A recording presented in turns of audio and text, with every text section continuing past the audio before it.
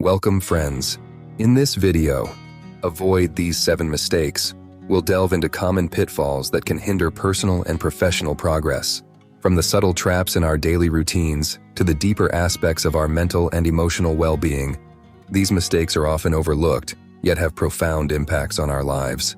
We're going to explore how minor missteps can escalate into major obstacles, why the urge to control can be our downfall, the critical importance of nurturing ourselves, and the art of responding to life's unpredictabilities with composure. Each point is crafted to offer you insights that can dramatically shift your approach to life's challenges. Stay tuned as we uncover these key areas, equipped with wisdom and clarity.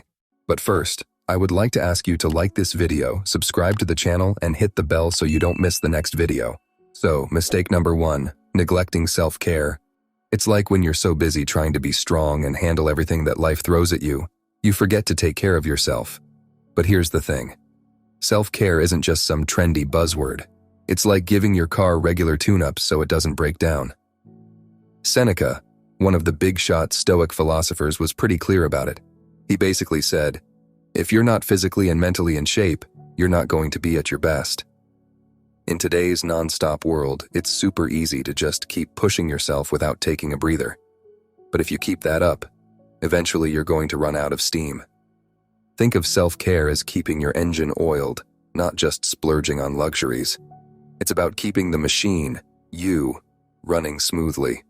The Stoics weren't about just sucking it up and grinding through life. They were smart about it. Like Marcus Aurelius said, the best way to get back at life's injustices isn't to become a workaholic or a machine, but to take care of yourself.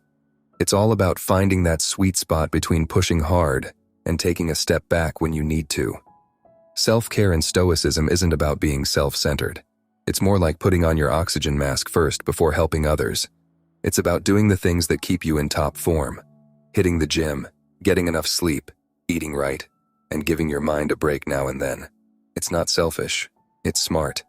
It's about being in harmony with your nature, staying fit and sharp so you can live a good, virtuous life. Mistake number 2, sweating the small stuff. You know, it's like when you're trying to live a more chilled and wise life, like the Stoics did, but sometimes you get all wound up over little things that bug you. It's like getting upset over spilled milk.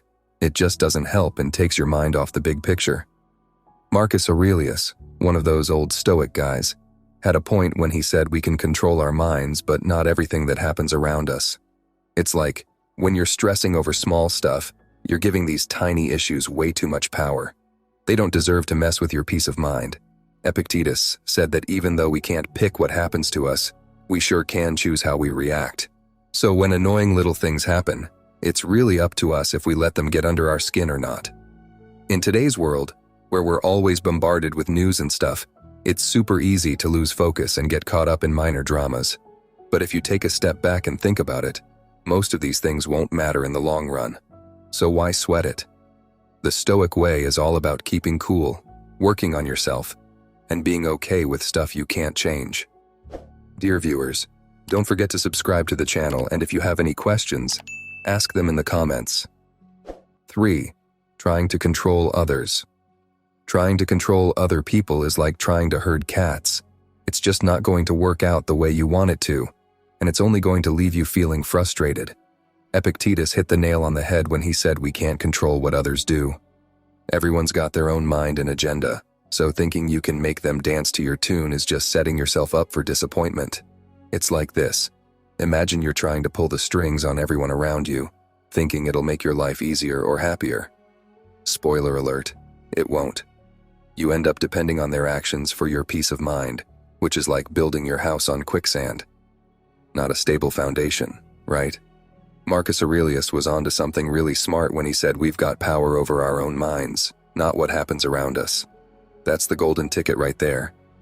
Instead of wasting your energy trying to control other people, which is pretty much a lost cause, you're way better off focusing on yourself, your thoughts, your reactions, your growth.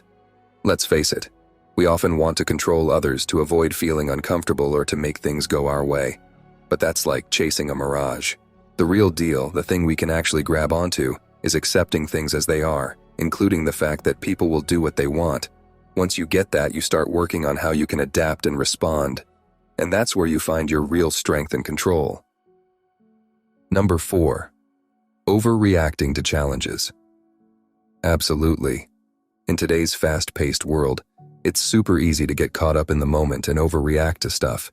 It's like when your Wi-Fi goes down right in the middle of an important call, or you get stuck in traffic when you're already late. But here's the deal. Epictetus once said it's not about what happens to you, but how you react to it. That's a game changer. Think about it. If you lose your cool every time something goes sideways, you're just adding fuel to the fire. It's like trying to put out a grease fire with water. You're only going to make it worse. Stoicism is all about keeping your head when things get tough. It's like seeing challenges as a sort of gym for your character, a chance to flex those resilience muscles, not as a cue to freak out. Marcus Aurelius, another big name in Stoicism, was all about facing problems with a chill head. He thought that keeping calm and collected, no matter what life throws at you, was key. When you overreact, you're basically letting the situation control you, not the other way around. In 2024, with everything changing so fast and so many things out of our control, it's easy to get worked up over stuff. But the Stoic way is to take a step back, look at things without all the drama, and then decide the best way forward. It's about controlling what you can, your reactions, and not sweating what you can't. So whenever life throws a curveball, remember, it's not about the curveball itself, but how you swing at it. Keeping cool, staying rational, and sticking to your values and goals is the way to navigate through the ups and downs with a bit of style and a lot of strength. Friends, we strive to create unique content for you, for which we would like to ask you to support our channel by liking this video, subscribing to the channel, and we also recommend watching our other videos. Mistake 5. Neglecting personal growth. You've got it spot on. In our high-speed, tech-filled world, it's way too easy to get caught up in the daily grind and forget about growing as a person. But, as the Stoics would tell you, especially guys like Seneca, life's not just about getting through each day. It's about learning and getting better all the time. Seneca had this killer quote, "As long as you live, keep learning how to live." That's deep, right? It means that personal growth isn't just something nice to do when you've got spare time. It's essential, like eating or breathing. It's all about gaining wisdom, upping your virtue game, and becoming the best version of yourself. Then there's Marcus Aurelius, another Stoic heavyweight. He was big on self-reflection and learning from everything that happens to you. If you're not working on yourself, you're missing out on reaching your full potential. It's not just about stacking up skills or knowledge. It's about building your inner strength and wisdom. Today, there's a lot of focus on external achievements, like how many followers you have or what your job title is. But the Stoics, they were more about what's going on inside you.